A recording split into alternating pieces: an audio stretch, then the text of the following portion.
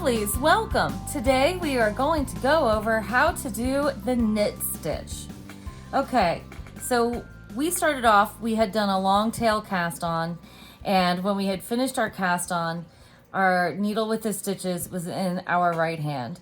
Well, now we're going to get ready to knit, and so then the needle with the stitches will be in our left hand. Now knitting goes from right to left. It always goes from right to left.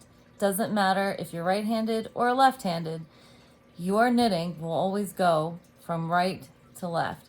You will knit stitches from your left-hand needle, they will end up on your right-hand needle. So you are attacking from the right to the left. Doesn't matter what your handedness is.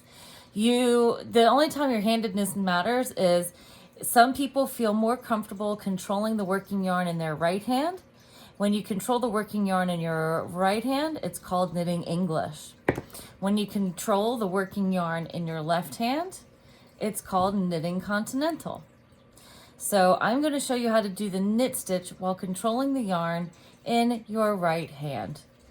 So there are a couple different mnemonic devices that you can use to learn how to knit. You can go 1, 2, 3, 4 because there are 4 steps to making the knit stitch. Or we use like a fun, slightly more violent way. We use stab, strangle, gutter, and cliff. So you'll see what I mean. Whichever way works for you is the way that you will do it. So we start off first. We're going to take our needle, our empty right hand needle, and we're going to stab it into the first stitch on our left hand needle. And when you go in as if to knit, you move your needle from front to back. And then this is the stabbing. And now we're going to strangle it. So that means we're going to take our yarn, wrap it around the right hand needle counterclockwise. And now we're going to drag it through the gutter that's pulling it back through the stitch on our left hand needle. And then we're going to knock it off the cliff, which is transferring the stitch from the left hand needle to the right hand needle. You can also count 1, 2, 3, 4. I'll show you close up. Here's 1, 2, 3, 4. If we want to learn the violent way, we can go stab, strangle, drag it through the gutter, and knock it off the cliff. So you stab it, strangle it, drag it through the gutter, knock it off the cliff. Or 1, 2, 3, 4. Notice as I make my stitches, I keep my needle points like to stay together. We keep them in an X. You don't want to do your stitching with your points held far apart parallel. It's going to make a crazy ladder in between your stitches and put a strange gap there.